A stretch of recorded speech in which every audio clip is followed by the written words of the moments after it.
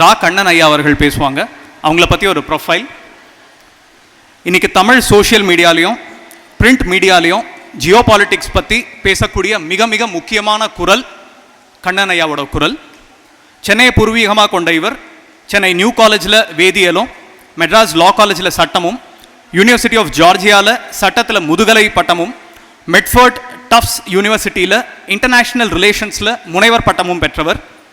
கிட்டத்தட்ட 30 வருடங்களுக்கு மேலாக Croatia, Bosnia, Herzegovina, North Macedonia, Kosovo, Cyprus, Afghanistan, Iraq, Sudan, Somalia இப்படி பல நாடுகளில் ஐக்கிய நாடுகளின் அரசியல் விவகாரங்கள் மற்றும் அமைதி காக்கும் துறை சார்பாக மூத்த அரசியல் விவகாரங்கள் அதிகாரி உட்பட பல பதவிகள், உயர் பதவிகளை வகிச்சிருக்காங்க.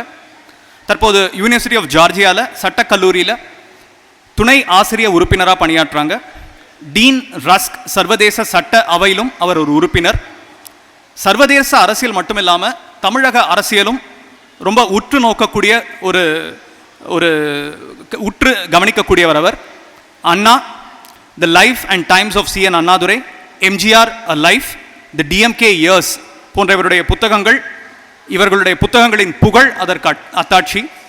த Hindu, Times of India, Outlook, Dinamani போன்ற பல பத்திரிகைகளில் சர்வதேச விவகாரங்கள் மற்றும் அரசியல் பற்றி எழுதக்கூடியவர், பேசக்கூடியவர்.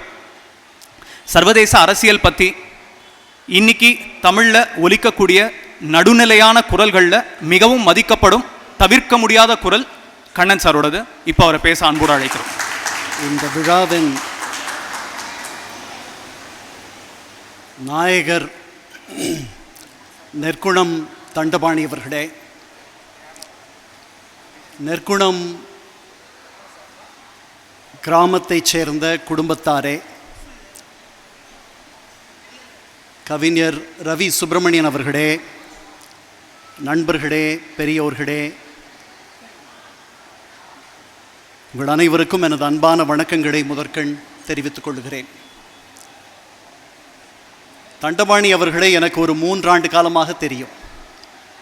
அவரையும் என்னையும் இணைப்பது தமிழருவி மணியன் அவர்கள், அவருடைய அணுக்க தொண்டர் தண்டபாணி அவர்கள்.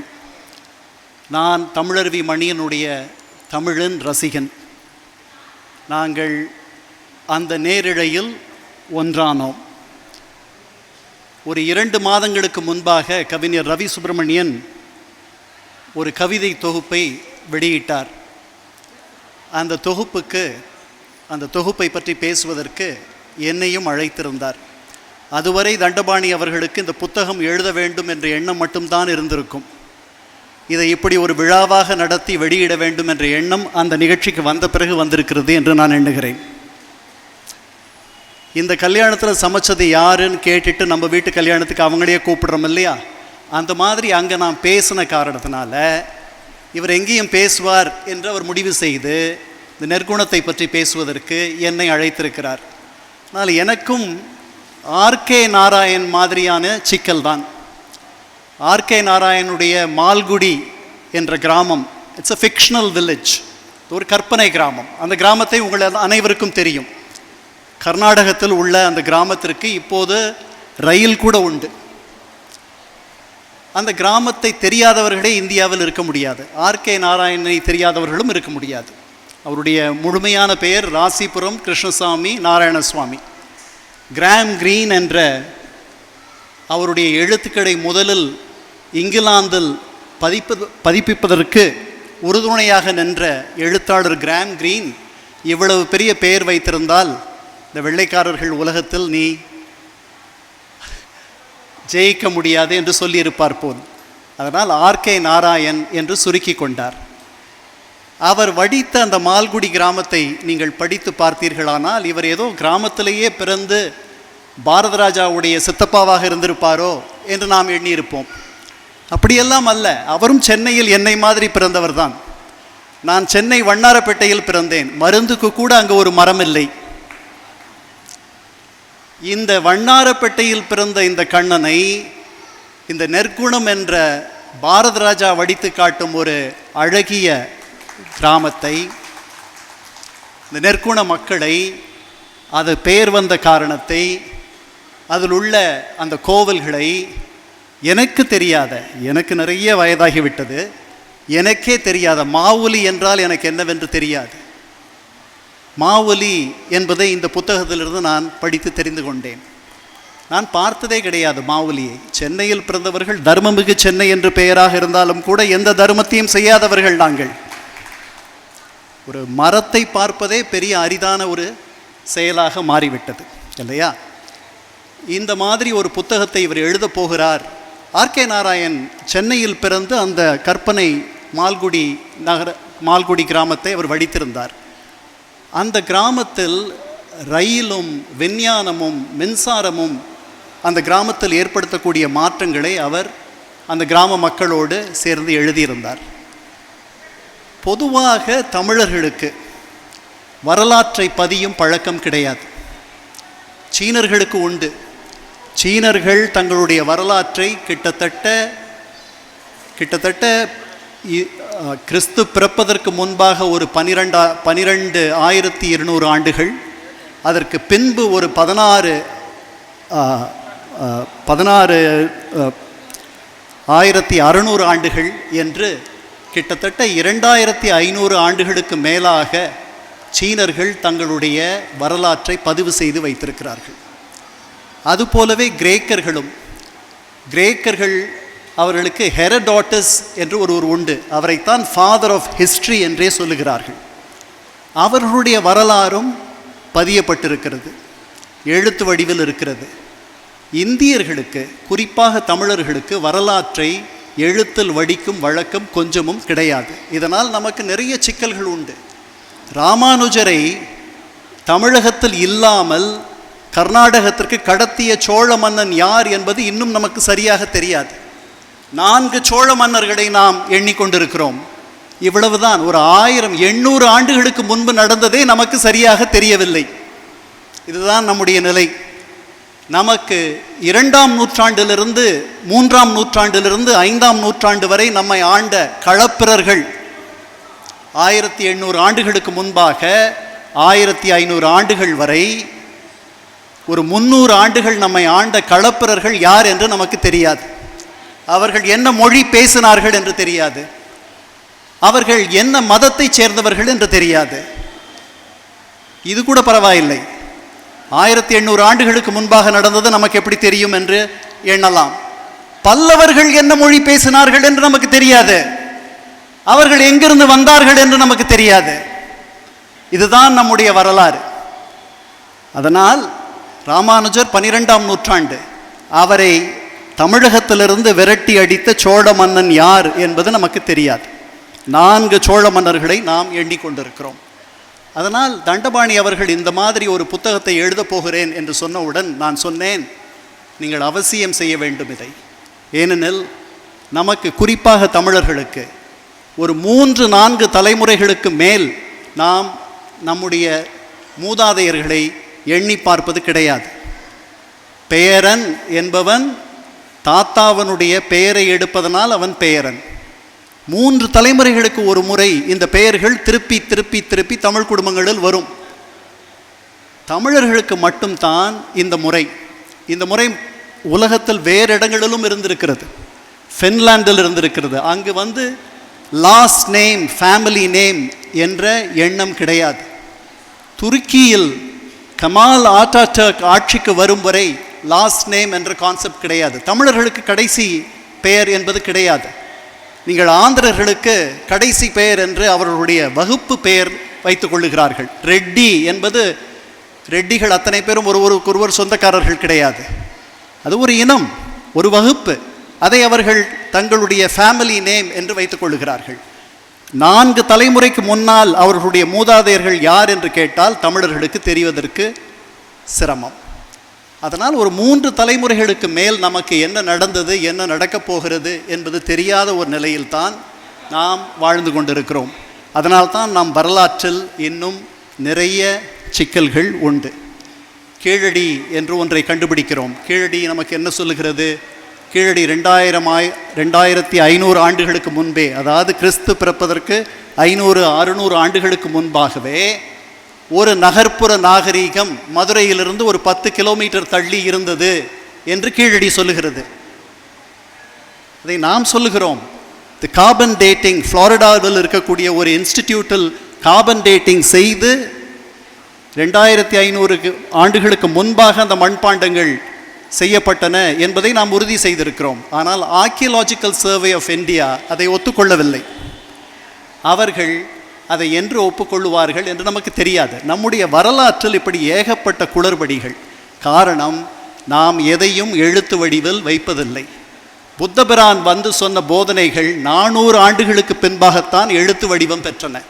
அதற்கு முன்பு வரை அவை எழுத்து வடிவம் பெறவில்லை. நாம் we are an oral tradition. மனனம் செய்து தலைமுறை தலைமுறையாக அந்த மனனத்தை நாம் கடத்தி கொண்டிருக்கிறோம். எழுத்து வடிவில் எழுதுவதற்கு அதற்கு ஒரு நேரமும் காலமும் வேண்டும் என்று எண்ணுகிறோம். நாம் தமிழர்களை பொறுத்தவரையில் இந்த முயற்சி இவ்வளவு தாமதமாகவாவது தொடங்கி இருக்கிறதே என்று நான் கொஞ்சம் பெருமைப்படுகிறேன். இதை வரவேற்கிறேன். எல்லாரும் இதை செய்ய வேண்டும் என்று எண்ணுகிறேன். ஏனென்றால் எனக்கு என்னுடைய தாத்தாவுக்கு பிறகு தெரியாது யாரையும். என்னுடைய அம்மாவுக்கு நிறைய வயதாகிவிட்டது. அவர்களை நான் கேட்கிறேன், அவர்களுக்கு சரியாக சொல்ல தெரியவில்லை. அதனால் நம்முடைய மூதாதையர்களை, எந்த இனம் தங்களுடைய மூதாதையர்களை, தங்களுடைய முன்னோர்களை போற்றாமல் இருக்கிறதோ அந்த இனம் பெரிதாக செழிக்கும் என்ற எண்ணம் எனக்கு இல்லை. அதனால் மூதாதையர் வழிபாடு, மூதாதையர்களை போற்றுதல் என்பது எல்லா நாகரிகங்களிலும் இருக்கிறது. வெள்ளைக்கார ஐரோப்பிய நாகரிகங்களில் கூட ஆல் சோல்ஸ் டே என்று ஐரோப்பா முழுக்க ஒரு நாள் உண்டு. நான் யூகோஸ்லாவியாவில் ஒரு 10 ஆண்டுகள் வேலை பார்த்தேன். அந்த பகுதி முழுக்க, பால்கன்ஸ் முழுக்க ஆல் சோல்ஸ் டே என்று ஒரு நாள். அந்த நாள் அவர்கள் அங்கு இருக்கக்கூடிய அவர்களுடைய இடுகாட்டுக்கு போய் நாம் எப்படி சார்த்தமெல்லாம் செய்வோமோ அதுபோல் ஒவ்வொரு ஆண்டும் ஆல் சோல்ஸ் டே ஏப்ரல் கடைசி அன்று அவர்களுடைய மூதாதையர்களை எண்ணி பார்த்து அவர்களுக்கு நன்றி செலுத்துபவர்களாக இருக்கிறார்கள். அதனால் நன்றி என்பது நம்முடைய மூதாதையர்களுக்கு நாம் செலுத்த வேண்டியது. அவர்கள் இல்லையே நாம் இல்லை. அப்படித்தான் நமக்கு பின்பு வருபவர்கள் நம்மை பற்றி எண்ணுவார்கள். அதனால் இந்த புத்தகம் ஒரு வெல்கம் அடிஷன் என்று கூட சொல்ல மாட்டேன், ஒரு வெல்கம் பிரசன்ஸ். இதுபோல் மற்றவர்களும் இதையெல்லாம் செய்ய வேண்டும் என்று நான் எண்ணுகிறேன். அவர் காட்டுகிற நெற்குணம் என்ற பெயர் எப்படி வந்தது என்று சொல்லுகிறார். அந்த கிராமத்தைச் சேர்ந்தவர்கள் பல்லவ காலத்தில் ஒரு கிணறு தோண்டுகிறார்கள். இந்த கிணறு வெட்டுகிறார்கள். இந்த கிணறு வெட்டுவதற்கு பல்லவ மன்னன் பின்பு அவர்களுக்கு கூலி தர வேண்டும் என்று கட்டளையிடுகிறான். எங்களுடைய நலனுக்காக வெட்டிய கிணறு இது, அதனால் எங்களுக்கு கூலி வேண்டாம் என்று சொல்கிறார்கள். இது நல்ல குணம் என்று பாராட்டுகிறான் பல்லவ மன்னன். அந்த நல்ல குணம் என்பதே நெற்குணம் என்று பின்பு மாறியது என்று ஒரு தகவல் இந்த புத்தகத்தில் இருக்கிறது. எனக்கு அவர் நெற்குணம் என்று சொன்ன உடனே அது நற்குணம் என்று நான் சொன்னேன். நமக்கு சர்க்குணம் தெரியும், நற்குணம் என்று பெயர் வைத்திருப்பவர்கள் பலரை நமக்கு தெரியாது. அந்த நற்குணத்தைச் சேர்ந்த இத்தனை பேரை இன்று சந்திப்பதில் நான் பெருமகிழ்ச்சி அடைகிறேன். நற்குணத்தை அவர் எப்படி அறிமுகப்படுத்துகிறார்? ஏறக்குறைய இந்த புத்தகம் முழுக்க எனக்கு ஒரு பெரிய வியப்பு. ஏனெனில் நான் தண்டபாணியிடம் அதிகமாக அவரை சந்தித்து பேசியதில்லை. ஓரிரு முறை பழகியிருக்கிறேன், பார்த்திருக்கிறேன். ரொம்ப மிக மரியாதையாக பழகுவார். அவருடைய மகன் ஒரு சார்ட்டர்ட் அக்கௌண்டன்ட் என்று எனக்கு தெரியும். அவ்வளவுதான் எனக்கு தெரியும். அவர்கள் இருவரையும் இப்போதுதான் பார்க்கிறேன். அவருடைய மகனையும் மிக அழகாக வளர்த்திருக்கிறார். அந்த கிராமத்தில் இருக்கக்கூடிய அத்தனை பேருமே மிக அழகாக வளர்ந்து வருகிறார்கள் என்று நான் எண்ணுகிறேன். வருவார்கள், வரப்போகிறார்கள், இனி வரும் தலைமுறையினரும் அப்படித்தான் இருப்பார்கள். They are going to accomplish a lot. அவர் இந்த புத்தகத்தை நான் பார்க்கும் பொழுது எனக்கு அவர் ஒரு மிருதங்கிஸ்ட் என்று எனக்கு தெரியாது. அவர் என்ன செய்கிறார், அவர் வயிற்றுப்பாட்டுக்கு என்ன செய்தார், வாட் இஸ் ஹிஸ் ப்ரொஃபஷன், எனக்கு ஒன்றுமே தெரியாது. அவரும் நானும் தமிழருவி மணியன் அவர்களுடைய கூட்டங்களில் சந்தித்து கொள்ளுவோம், வணக்கம் சொல்லுவோம், அதோடு முடிந்துவிடும். இதில் படித்தால் அவர் ஒரு மிருதங்கிஸ்ட். அவர் வாங்கிக்கக்கூடிய பட்டங்கள், அவர் சொல்கிறார், மயிலாப்பூர் தியாகராய வித்வத் சமாஜம் பட்டம், நல்லோர் விருது 2018, ரோட்டரி கிளப் விருது, ப்ராமிசிங் கர்நாடிக் மியூசிஷியன் விருது, கார்த்திக் ஃபைன் ஆர்ட்ஸ் விருது, என்டோன்மெண்ட் என்டவுமெண்ட் அவார்ட், கிருஷ்ணகான சபா விருது, ஹரிஹர சர்மா மெமோரியல் அவார்ட் 2009. இவ்வளவு வச்சிருக்கிறார். இவ்வளவு திறமைகளை அவருள்ளே புதைத்து வைத்திருக்கிறார். எனக்கு தெரியாது. அதில் இந்த புத்தகம் படிக்கும் பொழுது அவருக்கு சொல்கிறாரு, எனக்கு எப்போவும் எங்கே போனாலும் எங்கே உட்கார்ந்துருந்தாலும் நான் தாளம் போட்டுகிட்டே இருப்பேன். அப்போ கூட இருக்க பெரியவங்கள்லாம் சொல்லுவாங்க, டே இப்படி அடிக்கடி தாளம் போடாதரா, அப்புறம் வயிற்றுக்கே சாப்பாட்டுக்கே தாளம் போடுற நிலைமை வந்துடும் உனக்கு அப்படின்ட்டு. நாம் கூட சொல்லுவோம், சாப்பாட்டுக்கே தாளம் போடுறான்ப்பா அப்படின்ட்டு. ஆனால் அவருக்கு தாளம் போட்டால் தான் சாப்பாடுன்றார் அவர். இது தெரியாது எனக்கு. இது இந்த மிருதங்கிஸ்ட், ஏன்னா இசையை விட மேன்மையானது என்ன இருக்க முடியும் இல்லையா? இசை நம்மோட சேர்ந்தது, நாம் அதை ரொம்ப புனிதமாக பார்க்குறோம். இசையால் வசமாக இதயம் எது அப்படின்றது தான் நான் சொல்கிறேன். இறைவனே இசை வடிவம் எனும் பொழுது தமிழ் இசையால் வசமாக இதயம் எது. தவறு பண்ணிட்டேன். அவருடைய தம்பி மணிகண்டன் தான் மிருதங்கிஸ்டான். சரி, ஐம் சாரி. பட் இந்த புத்தகத்தில் அவர் ஒரு டிரெக்டோரியல் டச்சோடு இந்த புத்தகத்தில் நெற்குணத்தை அறிமுகப்படுத்துகிறார். சொல்கிறார், கன்னி மூலையில் விநாயகர் கோவில், ஈசான மூலையில் தீர்த்தகிரீஸ்வரர் சிவன் கோவில், அப்புறம் அக்ரஹார தெருவில் நம்ம பெருமாள் கோவில், வைகுந்தவாச பெருமாள் கோவில், அப்புறம் கிராமத்து நடுவில் கிராம தேவதைகள் கோவில், அதுக்கப்புறம் பக்கத்தில் பூதேரி மாரியம்மன் கோவில். இப்படி எல்லாம் சொல்லிட்டு இருக்கவர் சொல்கிறாரு, இந்த சனிக்கிழமை நடக்கிற பஜனையில், அதுக்கப்புறம் அந்த மார்கழி உற்சவத்தில் பெருமாள் சிலையை தூக்கும் பொழுது, பெருமாள் விக்கிரகத்தை உற்சவரை தூக்கும் பொழுது மூசா கான் சாஹிப் தன்னுடைய தோளில் அதை வைத்து தூக்கியதை நான் பார்த்திருக்கிறேன் அப்படின்றார். அப்புறம் ஷாஜஹானும் ஜான் அப்படின்ற என்னுடைய நண்பர்கள் அந்த பஜனையில் கலந்துக்கிட்டதை பார்த்துருக்கேன்றார். அதாவது இதெல்லாம் இன்னைக்கு இருக்கக்கூடிய இந்தியாவில் இதையெல்லாம் நினைத்து பார்ப்பதற்கே நமக்கு ஆச்சரியமாக இருக்கிறது. அதாவது எந்த மாதிரியான ஒரு மத நல்லிணக்கம் இருந்திருக்கு. அதாவது இஸ்லாத்துக்கும் விக்கிரக வழிபாட்டை பெரிதாக நினைக்கும் நம்மை போன்றவர்களுக்கும் எங்கேயுமே ஒற்றுமைப்படுத்த முடியாது. அப்படிப்பட்ட அவர்கள் இந்த மண்ணை சேர்ந்தவர்கள் என்பதை புரிந்து கொண்டு அவர்கள் இந்த மாதிரி ஒரு மத நல்லிணக்கத்தோடு அவர் காட்டுறார். இந்த கோவில்கள்லாம் இருக்குது, தேவாலயம் இருக்குது, பள்ளிவாசல் இருக்குது, காலனி இருக்குது, எல்லாம் இருக்குது. இது ஒரு மைக்ரோகாசம் ஆஃப் இந்தியா. இந்த இந்தியாவில் கிறித்துவர்கள் இருக்கிறார்கள், முஸ்லிம்கள் இருக்கிறார்கள், அக்ரஹார தெரு இருக்கிறது. இந்த புத்தகத்தை தெளிவாக முதல்லையே சொல்லிடுறார். இது 45 ஆண்டுகளாக அக்ரஹார தெரு, பிராமண தெரு என்று சொல்லப்படும் அந்த தெருவை பற்றி, அங்கே நடந்த நிகழ்ச்சிகளை பற்றி எனக்கு என்னுடைய சமகாலத்தவரோடு அல்லது இதை தெரியாதவர்களோடு பகிர்ந்து கொள்ளத்தான் இந்த புத்தகத்தை எழுதியிருக்கிறேன்னு சொன்னார். நம்ம நண்பர் கவிஞர் ரவி சுப்பிரமணியன் அடுத்து எனக்கு பிறகு பேசும்பொழுது சொல்ல போகிறார்.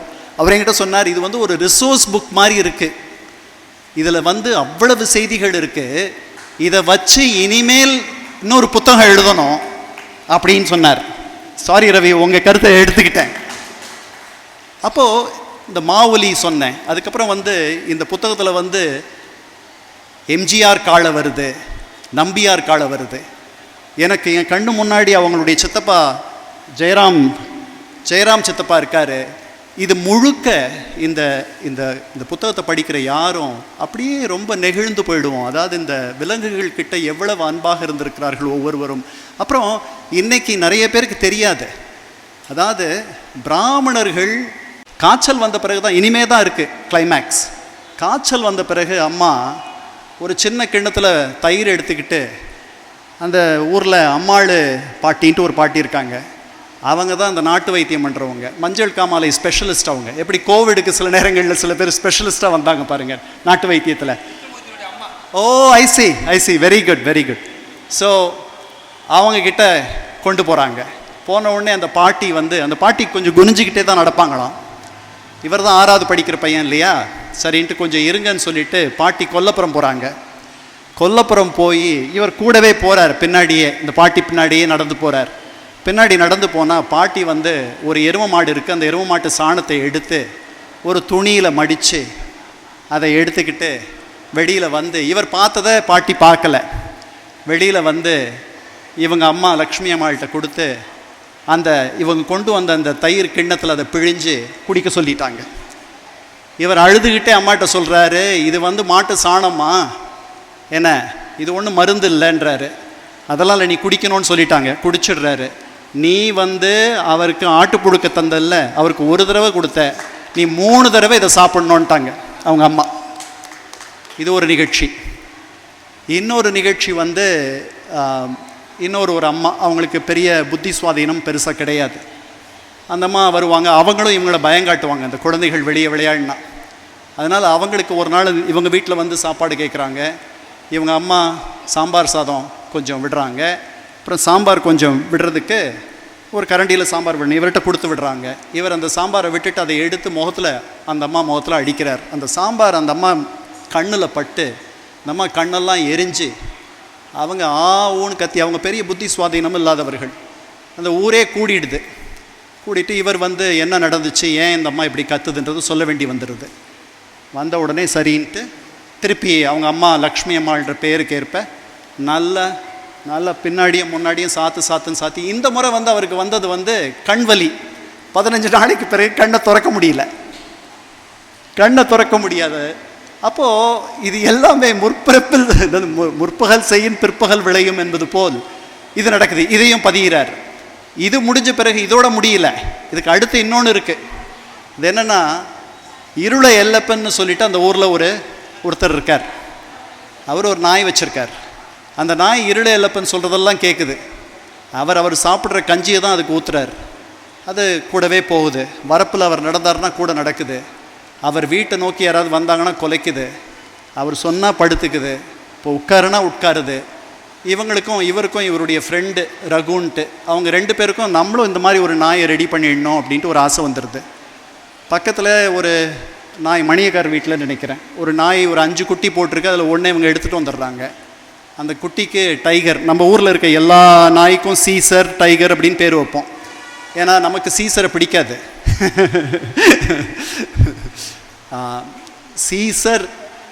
சிசேரியன் என்ற வார்த்தை சீசரிலிருந்து வருவது. ஏன்னா சீசர் தான் நமக்கு தெரிந்து வரலாறு பதியப்பட்ட பிறகு சிசேரியன் மூலமாக வெளியே எடுக்கப்பட்ட குழந்தை.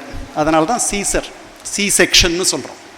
சரி, ஸோ இவர் அந்த டைகர் அந்த நாயை வளர்க்குறார். இப்போ அதை எப்படி வளர்க்குறது? அது காலையில் யார் வச்சுக்கிறது, மாலையில் யார் வச்சுக்கிறது? அதை கட்டி வைக்கணும், அதுக்கு பிஸ்கட் தராங்க, அதுக்கு ரொம்ப அது செல்வ செழிப்பில் வளருது.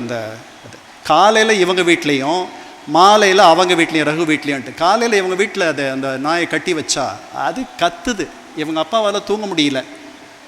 நைட்டு, உங்கள் வீட்டில் நைட்டில் இவங்க அப்பாவால் தூங்க முடியல. அதனால் இந்த முறை வந்து லக்ஷ்மி அம்மாளுக்கு பதில் அவங்க அப்பா அவரை நல்லா பதம் பார்க்குறார். ஆனால் அந்த நாய்க்காக பெரிய தியாக ஸ்வரூபமாக இவர் மாறி எல்லாத்தையும் தாங்கிக்கிறார். அந்த பாழா போன நாய்க்கு இது எதுவும் தெரியல. அது இவங்களை பற்றி கவலையே படுறதில்ல. அது அந்த இருளி எல்லப்பன் நாய்க்கிட்டேருந்து எந்த பாடமும் படிக்கலை. இவருக்கு பயங்கர கோபம். அது மேலே எவ்வளவு அன்பு இருந்துச்சோ அந்த அளவுக்கு அது மீது பெரிய எரிச்சலும் கோபமும் இவருக்கு இருந்தது.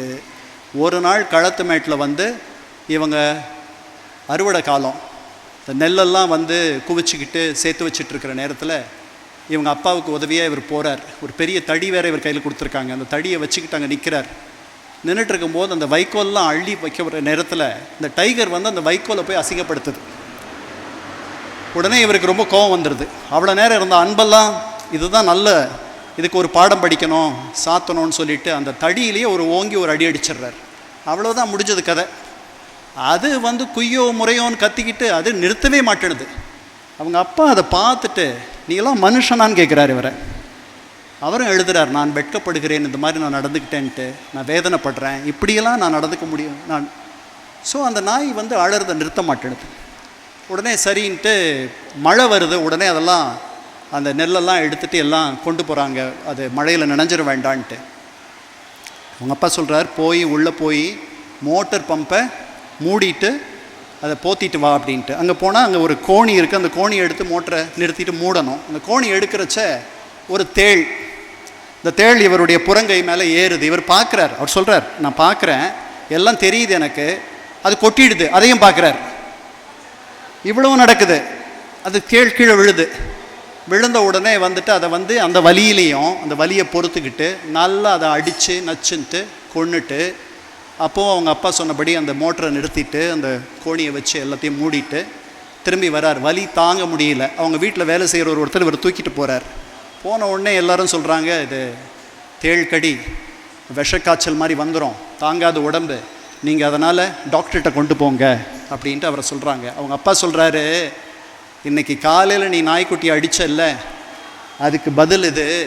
அவனுக்கு ஒன்றும் ஆகாது, அவன் பாட்டுக்கு இருப்பான். இங்கே வந்துட்டு தேள்கடிக்கு வைத்தியர்கிட்ட மருந்து இருக்குது, அவங்க அந்த உள்ளூர் மருந்து, அதை சாப்பிட்டுட்டு அவன் பாட்டுக்கு இருக்கட்டும் அப்படின்ட்டு. அதனால் இந்த டைகர் நாய் வந்து அந்த குட்டி அழறதை நிறுத்திட்டு இவர் படுற அவதியை பார்த்துட்ருக்கு. இது ஒரு நிகழ்ச்சி. இது மாதிரி அப்புறம் மாவுலின்னா என்னன்னு தெரியாது எனக்கு. இது இங்கே எத்தனை பேருக்கு தெரியும்னு தெரியல. எனக்கு தெரியாது. பனம்பூவை வந்து காய வச்சு அதை வந்து பொடியாக்கி அந்த பொடியை ஒரு துணியில், அவர் சொல்கிறாரு, ஒரு டைம் பாம் மாதிரி, டைம் பாம் பண்ணுறதுல பெரிய விற்பனர் மாதிரி சொல்கிறாரு, ஒரு டைம் பாம் மாதிரி வச்சு அதுக்கப்புறம் பச்சை வாழை, பச்சை பனை மட்டையை எடுத்து 4 மட்டையை எடுத்து அது உள்ளே இதை வச்சுட்டு அது மேலே ஒரு தீக்கங்கு வச்சு அது கனிஞ்சி வந்து அது எரியும் பொழுது முனையில் 2த்தையும் கட்டிட்டு அது சுற்றுனா அது வந்து பூவானம் மாதிரி, நம்ம புஸ்வானம்னு சொல்கிறோம், அது ஆக்சுவலாக பூவானம், அதை நம்ம புஸ்வானம்னு சொல்கிறோம். பூவானம் மாதிரி அது வந்து தெரிக்கும் அப்படின்றார். எனக்கு நான் பார்த்ததே கிடையாது. நான் தர்மமிகு சென்னையில் பிறந்தவன், உங்களை மாதிரி நெற்குணத்தில் பிறந்தவன் இல்லை இல்லையா, அதனால் எனக்கு இது தெரியாது. இது மாதிரி இந்த புத்தகத்தில் இன்னும் நிறையா இருக்குது. அவங்க கிணறு வெட்டின கதை, அந்த கிணறு வெட்டின கதையில் வந்துட்டு எவ்வளவு ஒரு சமயோசிதமாக, எவ்வளவு உதவும் ஒரு எண்ணத்தோடு, அவர்களுக்கு ஒரு பழைய கிணறு இருந்துச்சு, அது ஒரு தனியார் கிணறு, அந்த தண்ணி அவ்வளவு நல்லா இல்லை, அதனால் பொதுவாக ஒரு கிணறு வெட்ட வேண்டும் என்று எண்ணுகிறார்கள். அதற்காக பிடிஓவை அவர்கள் அணுகுகிறார்கள். பணம் இல்லைன்றாரு. அதுக்கப்புறம் பின்னாடி அவர்களை பேசி பேசி அந்த ஊரினுடைய பெரியவர்கள், பழைய கிணறை நீங்கள் புதுப்பிக்கிறதுனா பணம் இருக்குன்றார்.